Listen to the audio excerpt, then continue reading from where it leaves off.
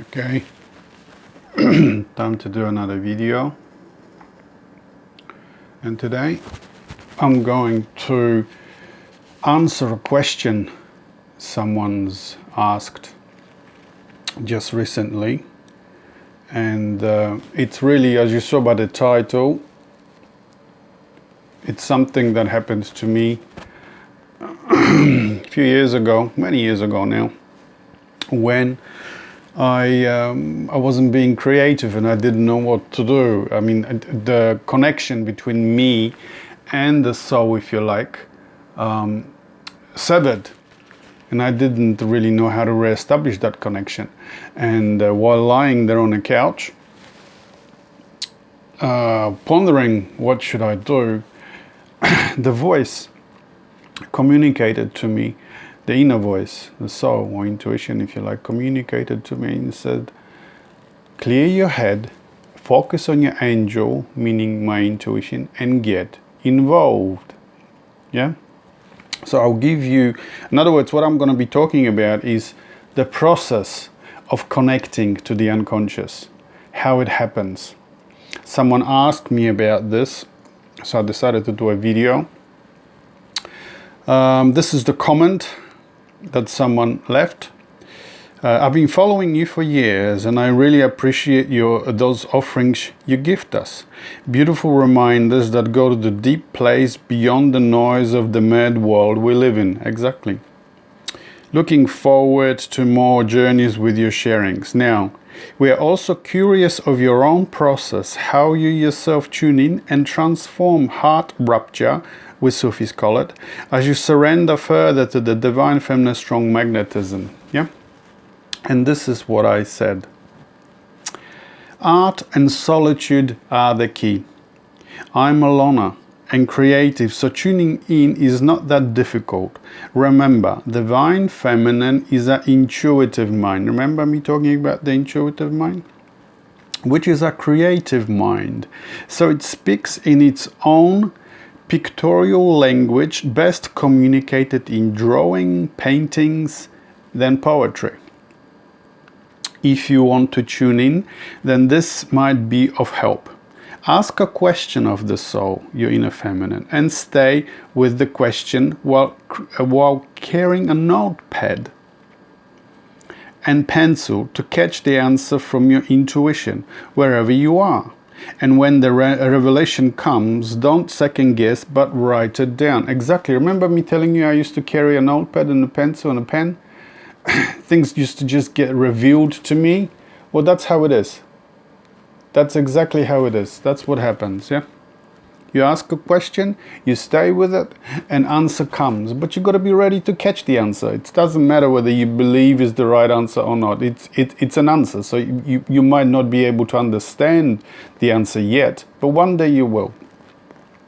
Creativity can move you beyond yourself to that trance state when the connection is established. You can dance, Sufi whirling comes to mind, sculpt, write, drawing, painting, etc. You can grab a right book, like something by Joseph Campbell, full of mythological stories and symbols that speak directly to the feminine, yeah, to your soul. Start reading and watch for that moment when you must underline a word or sentence and then make a poem of it. Yeah, I've described this as well to you. The whole point is, as once the soul told me, focus on your angel intuition and get involved. Exactly. And sooner or later, the mystery and magic will speak itself through you. That's exactly what I'm been at pains to communicate to you. And when and how it happens spontaneously. So, you know, solitude is important to creativity. You've got to be able to put up with the fact that you're going to be alone. Creative process happens when you're no longer active in society, no longer need to be part of the world, everyday world, where you're pulled in this direction and that direction. You have to Your work is pulling you in one direction, your family is pulling you in another direction, your kids are pulling you in this direction, your friends, your phone is all constantly reading. It's not gonna happen then. You gotta lock yourself away from all of that. Just quietly look. That's why many cultures have this space, their own space for praying. That's why we go inside a church, for instance, or a temple. The outside world is left behind. You walk inside, it's a completely different reality. It's a completely different world. Now you're entering the inner world of the soul. Even the images, the altar, the paintings, if you go into a church, the whole design of the church, walking, you walk in and on the right, that's what I'm talking about, the church, but in the Catholic Church. On the left is the font with water, where you cross yourself, and the font has 8 sides, and there's the water of life. I've told you about the symbology of number 8 so many times. You have the figure 8. There's your above and there's your below in one. The union of the above and below. There's the water of life. That's what unites the two. And before you enter the temple, you make the sign of the center with the water of life. You unite yourself with the Spirit before you enter into the temple. And then something happens, supposed to happen. Nowadays it's just reading mindlessly of scripture or something which doesn't move you anymore because you know it by heart. But before they changed the scripture from, for instance, from English, from Latin to English, it was Latin. There was something there. It was spontaneous. He was talking in its own language, in its own pictorial language. So this is so to answer that question left by someone that's been following my work, you have to find the courage to have your own space, be alone, and then get involved, creatively involved. For me it has been painting and drawing and poetry. But there are people that use dance. In Sufi worlishes you have dancing and you go around and around and around until something happens. Your head gets out of the way and then something else begins to speak through you. Yeah?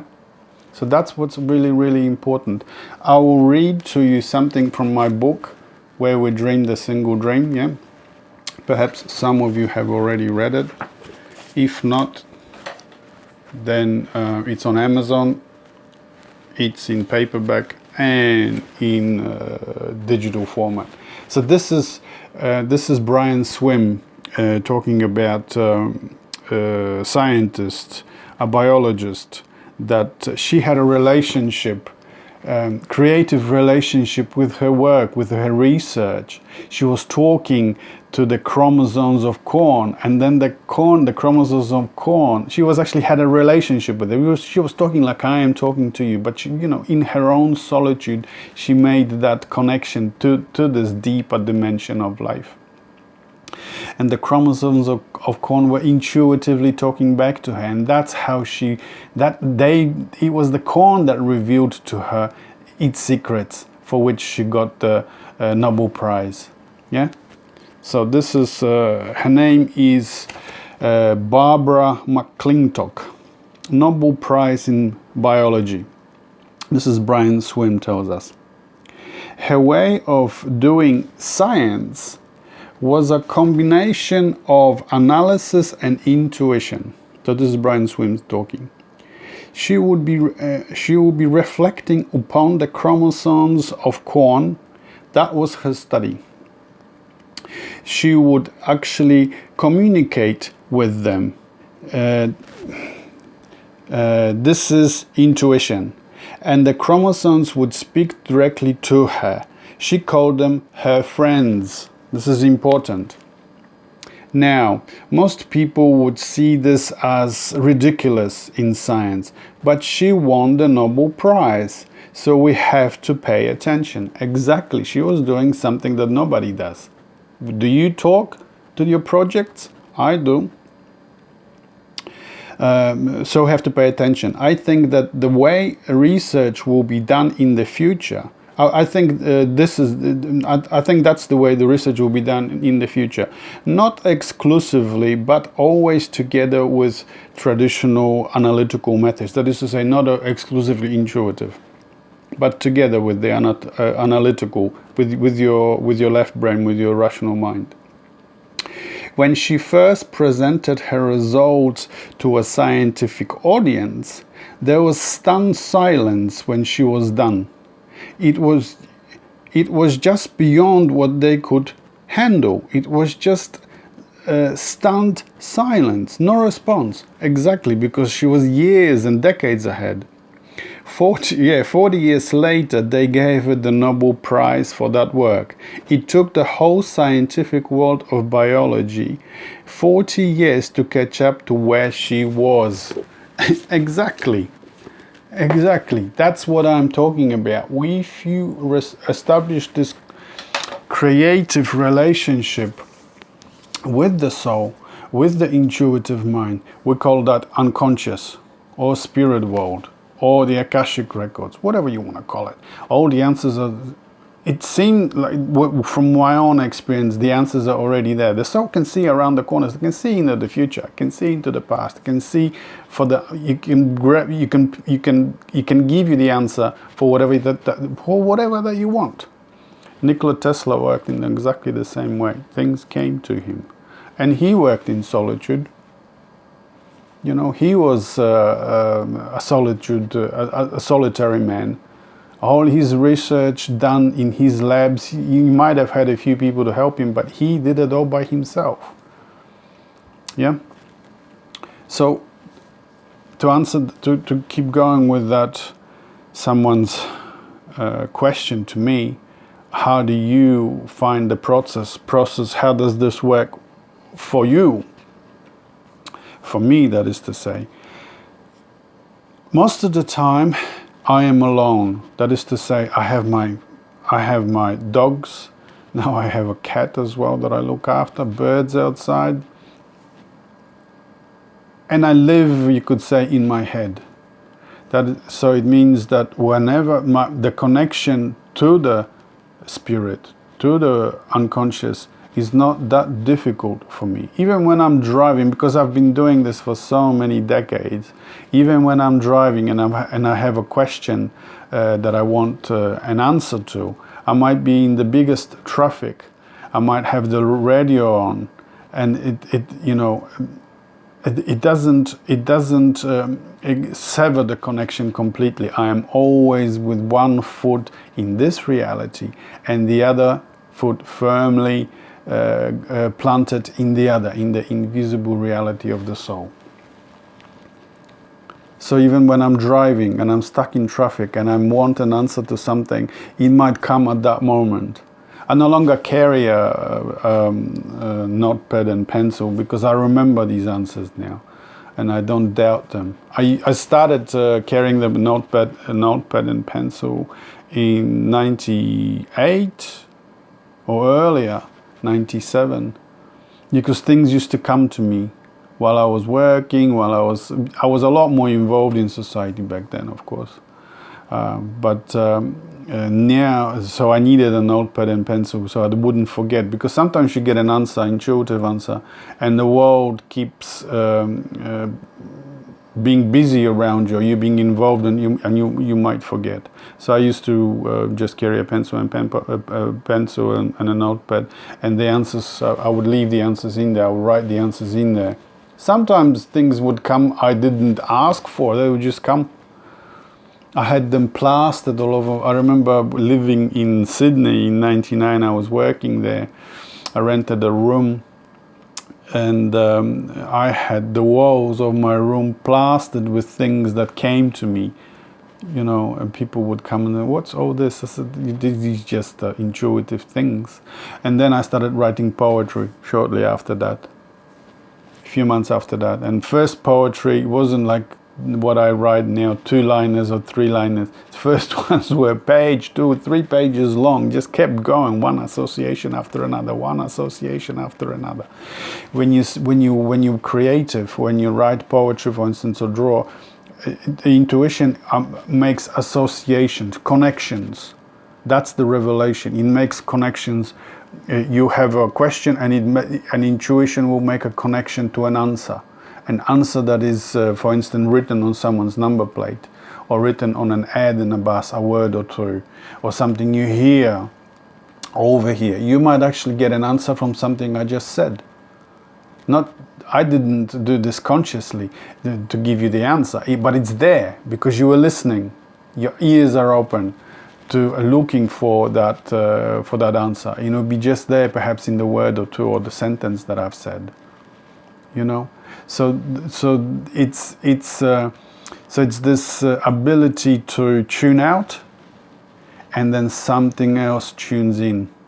All real creatives work like this. And research and science, like I've showed you, scientific research is not different. You do it by yourself.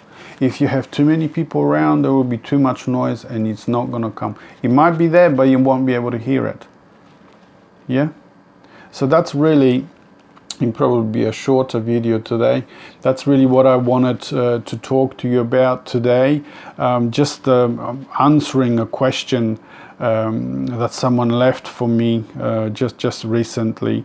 And what I'll do before that is I'll read you the post from where this question came. Why this might be important, because that brings up another question, that brings up another topic, that when you're writing from the unconscious, when you're writing from the soul, it's not concerned, the whole idea is for you to communicate honestly. It's not concerned about offending people, and you're going to offend people when you're writing in an honest way. What is you can filter it out so that you don't get, so it's not rude. But usually when it communicates, it will communicate without being the soul that I'm talking about. When it's communicating through you, it's not going to be worried about too much whether it's going to offend others or not. In fact, it intends to so that it can shake up the society.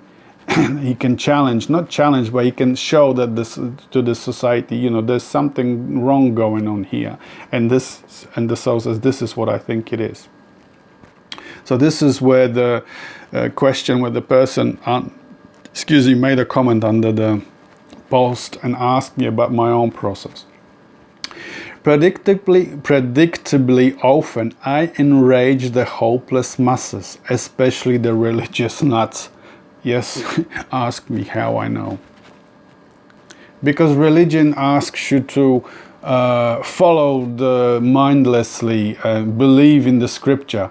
You have to, for instance, if we're talking about Christianity or Catholicism, the church, you have to follow the man Jesus, who was divine. He was not man. You're not allowed to be a Jesus. But you have to follow, and you have to remember, you have to copy and paste that particular scripture Jesus.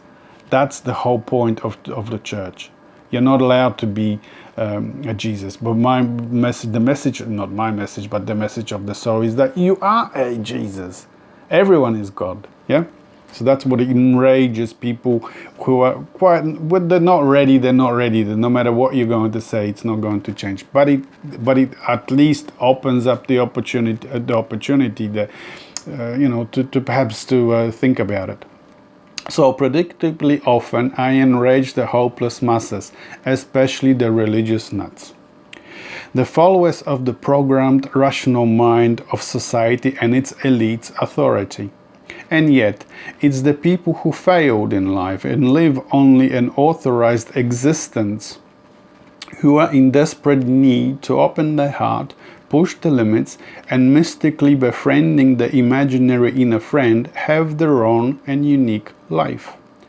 A real life centered in kinship with the ridiculed deep feminine part of themselves, the intuitive soul. And that's what perhaps triggered my follower, not my follower, a person that reads me, to ask me, how do you establish that connection to the soul? And I've described this to you. Art, creativity is the key. solitude, quietness, and then you gotta get involved. Or ask a question and stay with it. Something will happen. Eventually it will happen. It always happens. Yeah? So that's what I wanted to talk to you about today, and thanks for listening, and I'll see you on the next one. Bye.